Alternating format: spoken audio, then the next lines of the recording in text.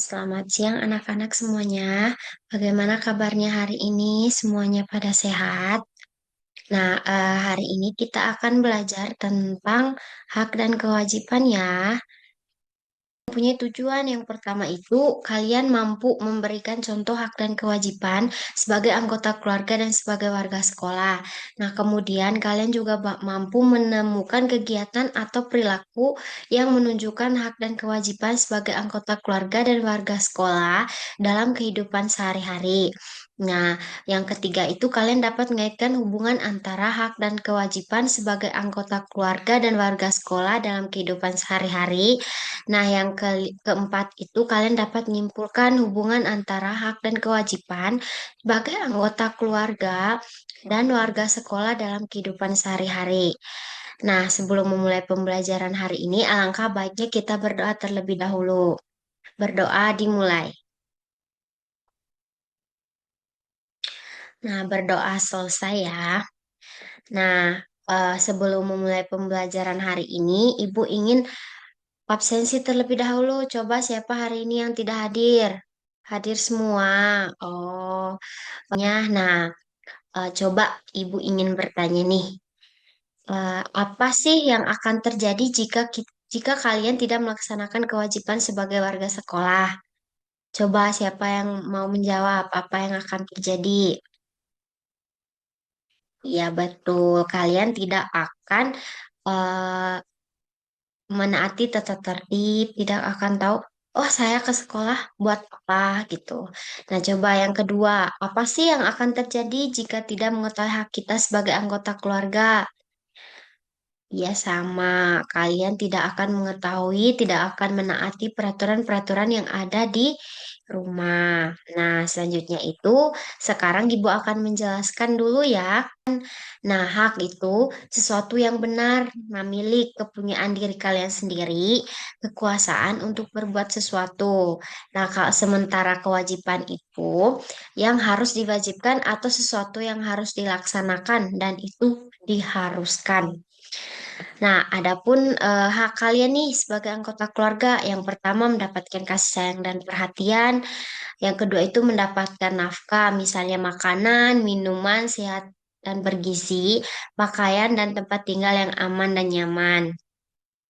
Nah, yang ketiga itu mendapatkan pendidikan, misalnya mengenai budi pekerti dan pengetahuan lainnya. Yang keempat itu mendapatkan waktu dan kesempatan untuk bermain. Yang kelima itu mendapatkan kesehatan dan perlindungan serta merasa aman, misalnya. Nah, adapun kewajiban kalian di rumah nih, yang pertama, kalian harus rajin belajar dan bersemangat dalam mencari ilmu. Yang kedua, membantu meringankan tugas orang tua di rumah sesuai dengan kemampuan kalian. Nah, yang ketiga itu menghormati, menerima nasihat, taat, dan menyayangi kedua orang tua. Nah, yang keempat itu kalian harus mendoakan kedua orang tua kalian eh, biar mereka diberi kesehatan dan juga umur yang panjang. Nah, yang kelima itu menjaga nama baik dan kehormatan keluarga. Nah, sekarang itu hak kalian di sekolah yang pertama itu mendapatkan pelajaran dan ilmu dari guru. Nah, yang kedua itu menjalankan ibadah sesuai agama yang dianutnya. Yang ketiga itu mendapatkan perhatian dan kasih sayang dari guru. Yang keempat itu mendapatkan perlindungan dari guru dan sekolah. Yang kelima itu mendapatkan lingkungan sekolah yang indah dan asri, ruang belajar dan aman serta nyaman. Yang keenam itu berpendapat, menyampaikan usulan kepada guru. Yang terakhir itu bertanya tentang materi pelajaran yang belum dipahami.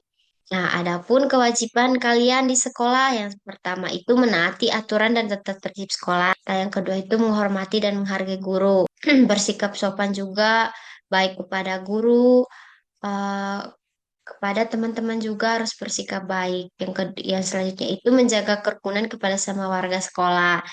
Nah, menjaga kerapian kebersihan ruang kelas, ya, mengikuti pelajaran dengan tertib. Kalau misalnya guru menjelaskan, jangan kalian di belakang juga ngobrol. Seperti melaksanakan piket. Nah, karena tadi Ibu sudah menjelaskan, sekarang Ibu ada nih LKPD. Coba kalian harus menjelaskan. Nah, di situ ada tuh hak dan kewajiban di rumah dan hak kewajiban di sekolah. Di situ kalian apa? Menceklis misalnya nih contohnya menaati tata tertib sekolah itu termasuk hak atau kewajiban. Di situ ada ibu sudah memberikan contoh, kalian tinggal menceklisnya saja. Mengerti? Nah, sebelum ibu membagikan LKPD ini, kalian bagi dulu ya ke dalam 6 kelompok. Nah, sekarang ibu bagikan dulu ya. Oke, selanjutnya ibu kasih waktu kalian 10 menit ya untuk mengerjakannya. Nah, karena sudah 10 menit, sekarang ibu mau kalian presentasikan hasil kerja kalian.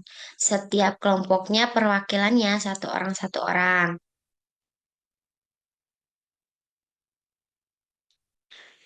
Baiklah, kalian semua pada pintar-pintar ya. Sekarang tepuk tangan untuk kalian semua kelompoknya.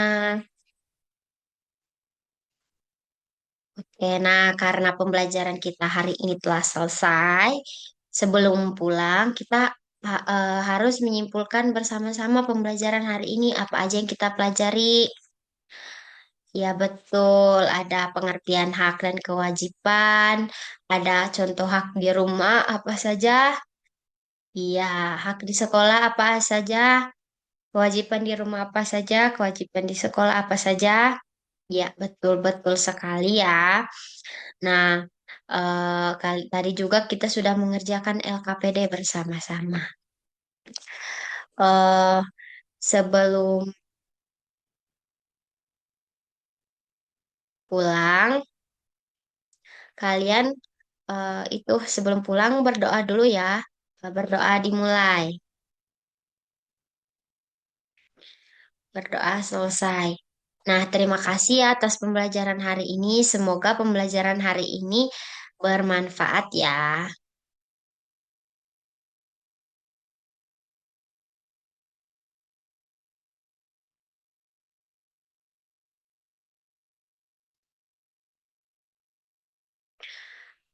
Bagian asesmen yang pertama itu ada aspek sikap, di mana aspek sikap itu ada dua, yaitu kriteria nama, kriteria penilaian, skor. Nah, ada sikap menghargai diri sendiri dan orang lain sesuai nilai-nilai Pancasila. Yang kedua itu menghormati, saling menyayangi kepada sama manusia. Nah, yang kedua itu ada aspek keterampilan, di mana yang pertama itu aspek diskusi dan yang kedua itu aspek berbicara atau presentasi. Adapun kriterianya kerjasama dalam kelompok, berpendapat, menghargai pendapat. Nah, ada rubrik baik sekali, baik, cukup, dan kurang. Nah, kalau misalnya berbicara juga sama di kriteria ada penampilan, bahasa, dan isi. Adapun rubriknya baik sekali itu dikasih 4, baik itu 3, cukup itu 2, dan kurang itu 1. Nah, yang selanjutnya itu ada aspek pengetahuan. Nah, ada elemen, tujuan pembelajaran, indikator, level, dan bentuk soal. Kalau elemennya itu pemahaman PPKN, tujuannya menjelaskan contoh-contoh hak dan kewajiban di rumah dan di sekolah. Nah, di sini ada 10 soal evaluasi di mana yang pertama itu disajikan gambar itu 2 nomor, yang kedua itu 2 nomor juga, yang ketiga disajikan gambar peserta didik dapat menemukan kegiatan atau perilaku itu 2 nomor juga. Nah, yang keempat itu 1 nomor. Nah, yang terakhir itu 2 nomor esai. Nah, kalau misalnya saat dari saat disajikan gambar, disajikan pertanyaan, terus gambar, pernyataan, pernyataan itu lima, lima itu pilihan ganda, sedangkan yang keenam itu ada 2 soal, tetapi itu esai atau isian.